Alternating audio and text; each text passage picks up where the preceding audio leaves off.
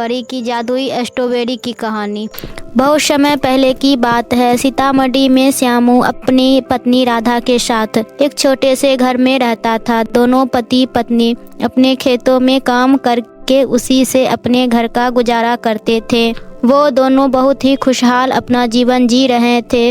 उन दोनों में बहुत प्यार था। उन दोनों का आपसी प्यार देखकर उनके पड़ोसी उनसे काफी जलते थे, लेकिन इस बात से उन दोनों को कोई फर्क नहीं पड़ता था और वो ईमानदारी से अपने खेतों में काम किया करते थे और उनसे पैदा होने वाली अनाज को बाजार में बेच दिया करते थे और अच्छे पैसे कमा लिया करता था। इस बार वह अपनी पूरी मेहनत से गेहूं की फसल बोई थी जो काफी अच्छी तरह से उपज रही थी, लेकिन उनके पड़ोस में रहने वाले धनिया किसान उन दोनों से बहुत जलता था और उनकी अच्छी खासी फसल देखकर उनके कलेजे पर सांप लौटा करते थे, क्योंकि धनिया किसान एक ईर्ष्यालु किस्म का किसान था। इसलिए वह उनके खेतों को बर्बाद करने की योजना बनाने लगता है। एक रात श्यामू खेतों में अब पानी डालने के लिए जा रहा होता है तो वह अपने पत्नी राधा से कहता है, राधा खेतों का लगभग सारा काम पूरा हो गया है, बस आज ही रात खेतों में पानी डालना पड़ेगा और हमारी फसल तैयार हो जाएगी। इस बार की फसल अपने से ही ज्यादा अच्छी हुई है, इसलिए हमें इस बार पिछली बार से ज्यादा पैसे मिलेंगे। ठीक है, तो मैं खेत में पानी डालने के लिए चलता हूँ, तुम खाना बनाकर तैयार रखना, फिर दोनों साथ में बैठकर खाना खाएंगे। ठीक है जी, मैं खाना बनाकर तैयार रखूंगी, आप आराम से खेतों में पानी डालकर आ जाइए। इतना बोलकर अपने खेतों में पानी डालने खेत की ओर चल देता है। वहां पहुंचकर अपने खेतों में पानी डालने लगता है। वही दूसरी तरफ धनिया किसान चोरी छुपे उनकी सारी बातें सुन लेता है, इसलिए वह भी श्यामू के पीछे चोरी छुपे उसके पीछे पीछे उसके खेतों तक पहुंच जाता है और छुप कर बैठ जाता है। जब खेतों में अच्छी तरीके से पानी पड़ चुका होता है तो वह नल को बंद करके अपने घर आ जाता है, लेकिन श्यामू के जाने के बाद धनिया किसान उनके खेतों में नल को दोबारा से खोल देता है, जिससे अपने खेतों में पानी भर जाता है और मन ही मन बोलता है, देखता हूँ इस बार इन दोनों की फसल कैसे बचती है। जब आज पूरी रात खेतों में पानी भर जाएगा और अगले सुबह श्यामू अपने खेतों को देखेगा तो परेशान हो जाएगा, मुझे बहुत मजा आएगा। श्यामू के घर पहुँचते ही राधा कहती है, आ गए आप, चलिए अब अपना हाथ मुंह धो लीजिए, आपके लिए खाना लगाकर तैयार रखती हूँ। दोनों पति पत्नी आराम से बैठकर एक साथ खाना खाने लगते हैं। फिर खाना खाकर वे दोनों सो जाते हैं। अगली सुबह जब मनोज अपने खेत में जाता है तो वह खेतों को देखकर हैरान हो जाता है। उसके खेतों में चारों तरफ पानी ही पानी होता है और उसकी सारी फसल पानी में डूबकर खराब हो जाती है। ये सब देखकर वह पूरी तरह से टूट जाता है और रोने लगता है। रोते रोते श्याम अपने घर पहुंचता है और अपनी पत्नी राधा को सारी बात बता। राधा, हमारे खेतों में पानी भर आया है, पता नहीं हमारी खेतों में पानी कैसे भर आया, हम दोनों बर्बाद हो गए, हमारी सारी फसल खराब हो गई है।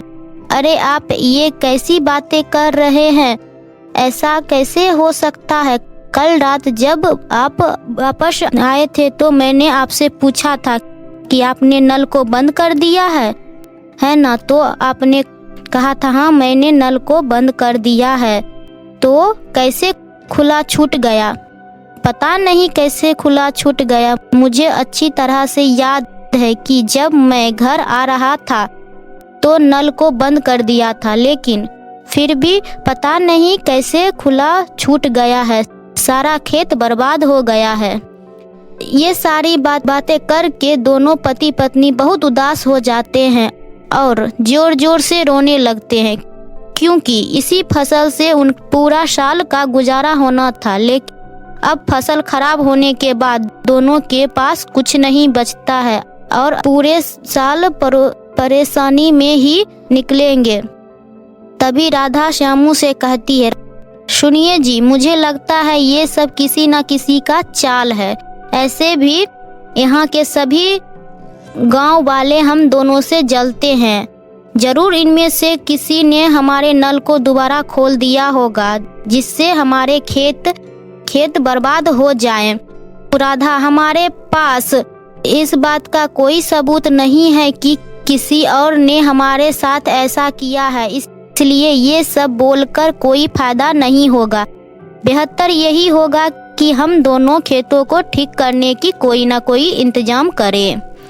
श्यामू और राधा आपस में ये सारी बातें करके और ज़्यादा परेशान हो जाते हैं और दोनों रोते रोते अपने खेतों की तरफ चल देते हैं। तभी वहाँ एक हिरन का बच्चा दिखाई देता है जो वहाँ दलदल में डूब रहा होता है और बाहर निकलने के लिए बहुत छटपटा रहा था। उसे देखकर उन दोनों को हिरन के बच्चे पर बहुत दया आ जाती है और श्यामू उस दलदल में जाकर उसे बचा लेता है। बाहर आते ही वह हिरन का बच्चा एक सुंदर परी में बदल जाती है और उन दोनों पति पत्नी से कहती है, तुम दोनों पति पत्नी बहुत ही अच्छे और ईमानदार लगते हो। तुम दोनों ने मुझे इस दलदल से बचाकर मेरे ऊपर बड़ा एहसान किया है।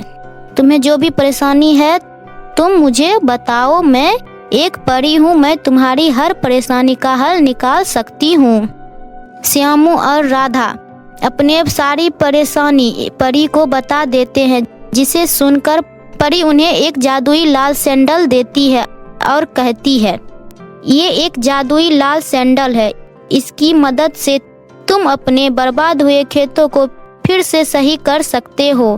तुम्हें बस अपने खेतों में जाकर इस जादुई लाल सैंडल को हाथ में लेना है और कहना है, हे जादुई लाल सैंडल, हमारी मदद करो और हमारी बर्बाद हुई फसल को फिर से ठीक कर दे। ये जादुई लाल सैंडल हमारी हर समस्या को खत्म कर सकती है। जब भी तुम्हें किसी चीज की जरूरत होगी तो तुम इस जादुई सैंडल से मांग लेना। इतना कहकर परी गायब हो जाती है और दोनों पति पत्नी उस जादुई लाल सैंडल को लेकर अपने खेतों में पहुंच जाती है और वहां पहुंचकर श्यामू जादुई लाल सैंडल को हाथ में लेकर कहता है, हे जादुई लाल सैंडल, मेरी मदद करो और मेरे खेतों को पहले की तरह ठीक कर दो। इतना कहते ही श्यामू के खेत का सारा पानी गायब हो जाता है और उसके फसल फिर से पहले की तरह लहराने लगते हैं, जिसे देखकर श्यामू और राधा बहुत खुश हो जाते हैं और जादुई लाल सैंडल को लेकर वापस अपने घर आ जाते हैं। घर आकर वे दोनों अपने लिए एक सुंदर सा घर भी मांग लेते हैं और उस घर में उसकी जरूरत की सारी चीजें मौजूद रहती है, जिसे देखकर वे दोनों बहुत खुश हो जाते हैं और अब दोनों पति पत्नी खुशी खुशी अपने उस घर में रहने लगते हैं और अपना जीवन बहुत ही खुशी से बिताने लगते हैं।